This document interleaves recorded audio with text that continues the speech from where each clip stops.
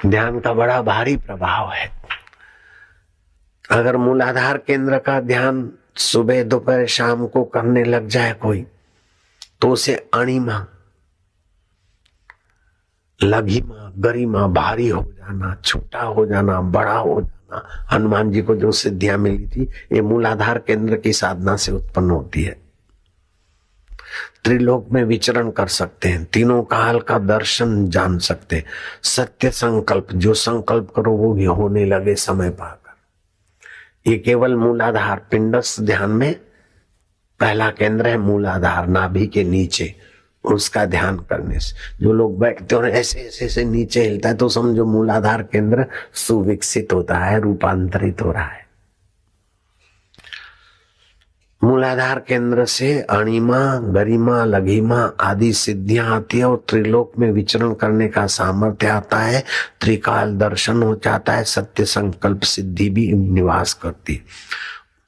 अगर दूसरा पिंड है स्वादिष्टान, उसके ध्यान में कुछ समय गुजारो तो आपके द्वारा शास्त्र का रहस्य प्रकट हो जाएगा। आप जो बोलोगे वो शास्त्र बन जाएगा। कबीर जी बोले तो बीजक ग्रंथ बन गया, नानक जी बोले या अमुक बोले तो अमी बोल तो वेद बोलते हैं, वेद वाणी हो जाएगी आपकी, सार गर्भित हो जाएगी।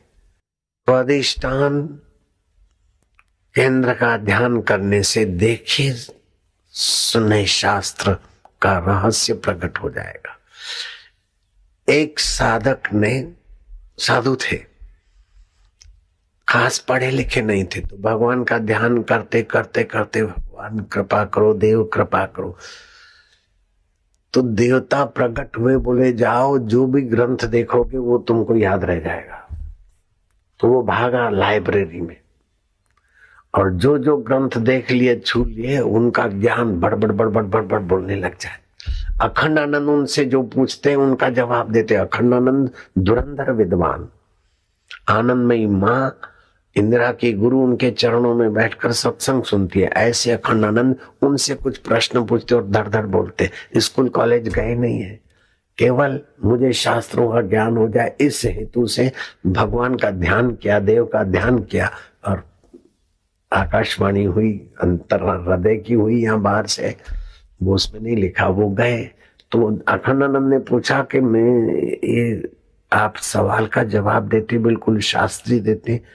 तो बोले महाराज मैं पढ़ा लिखा तो ज्यादा नहीं हूं, लेकिन मैंने ध्यान किया देवता का, और फिर मुझे ये सब विद्या कैसे मिले? बोले जाओ जितने भी ग्रंथ देख लोगे उसका रहस्य तुम्हारे हृदय में प्रकट हो जाएगा। लो, तो आप जो 3 पढ़े और बापूजी इतना बोलते, तो उसमें आश्चर्य न करो, ये भगवत ध्यान का सहज स्वभाव है। चाहे और शास्त्र आप हम सुने, लेकिन उसकी व्याख्या करने की आपकी होगी, उसमें सत्व आपका होगा। लोग आपसे किस्से कहानी अथवा बातें सुनने को नहीं आते। किस्से कहानी और बातों के पीछे आपकी तपस्या और आपका ध्यान का सत्व है, तभी लोग बैठेंगे, नहीं तो चले जाएंगे खाली भाषणबाजी हो तो। स्वादिष्टान का ध्यान करने से देखे सुने शास्त्र का रहस्य प्रकट हो जाता है, रोगों से मुक्ति हो जाती है, और आपका श्वासोश्वास सुषुम्ना नाड़ी में प्रवेश करता है। अब सुषुम्ना नाड़ी कितनी सूक्ष्म होती है, अपना बाल का 100वां हिस्सा पतली, और उसमें प्राण का संचार और फिर रहस्य में साधना के उद्घाटन होते हैं।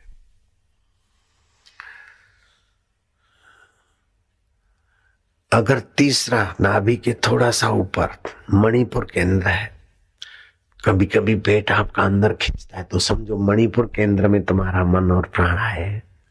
मणिपुर केंद्र की शुद्धि होती है और फिर उसमें स्थिति होती है।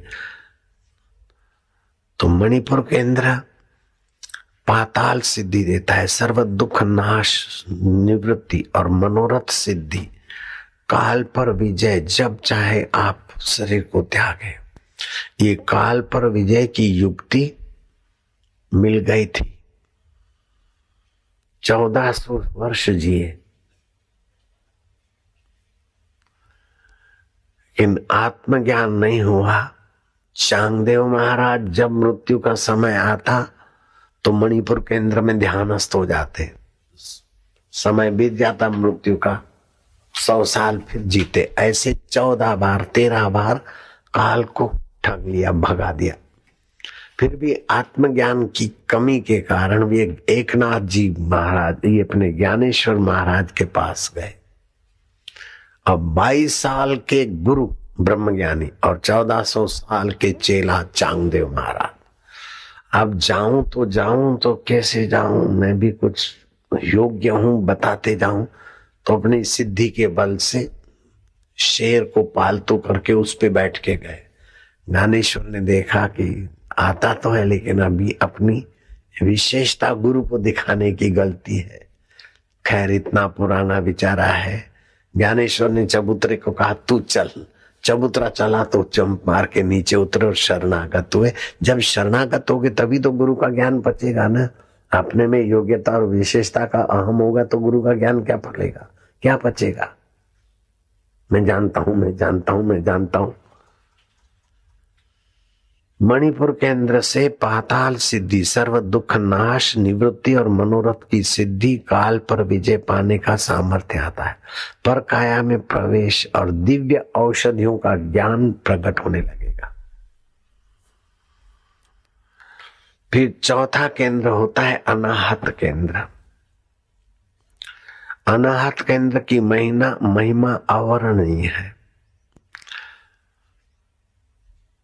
मुझे किसी योगी ने शक्तिपात किया तो अनाहत केंद्र पर ही सीधा उन्होंने किया। और अनाहत केंद्र उसी समय ऐसा विकसित हुआ कि उसी समय अब वहां वाणी चलती नहीं। बड़ा आनंद, बड़ी हंसी है वो। जब आप लोगों को भी मैं वो अनाहत केंद्र में रहकर नजर डालता हूँ और आपको भी अनाहत केंद्र में, बड़ा अच्छा लगता है। कुछ लोग बीच में बेईमानी से अपने तरफ ध्यान खींचने के लिए करते तो मैं टोक देता हूँ। बाकी ईमानदारी से जिनको अनाहत केंद्र का रस मिलता है तो मैं बोलता हूँ कोई किसी को रोके नहीं, चलने दो। ये अनाहत केंद्र विकसित होता है तो इससे बड़े लाभ है। इसकी महिमा अवर्णनीय है। अपूर्व ज्ञान के धनी बन जाओगे। दूरदर्शन, परिणाम का पता, दूर श्रवण, आकाश गमन, देव और योगियों के दर्शन, भूचरी सिद्धि आदि से जुड़े हैं अनाहत केंद्र से। विशुद्धाख्या केंद्र कंठ में होता है। तो मैं कराता हूं, आपको पता नहीं, लेकिन इससे आपका कितना फायदा होगा, भविष्य में आप कितने ऊंचे बन जाओगे, उसका वर्णन मुझे करने की जरूरत ही नहीं है। ये 2 बार करने को बोलता हूं ना दीक्षा के समय। ये विशुद्धाख्या केंद्र आपका सक्रिय रहे तो इससे बड़े में बड़ा ये लाभ होगा कि आप जल्दी जीवन मुक्त हो जाएंगे। आप पर दुख का, सुख का प्रभाव नहीं पड़ेगा, मान अपमान का प्रभाव नहीं पड़ेगा। विशुद्धाख्या केंद्र चारों वेदों का ज्ञान आपके हृदय में स्फुरित हो सकता है। जैसे समुद्र के रत्नों का प्रकाश आप देखते हैं, ऐसे वेदों का रहस्य आपके अंदर में प्रकट कर मन और प्राण आपके नियंत्रण में होने लगे। और आप विशुद्धाख्या केंद्र में रुक कर अगर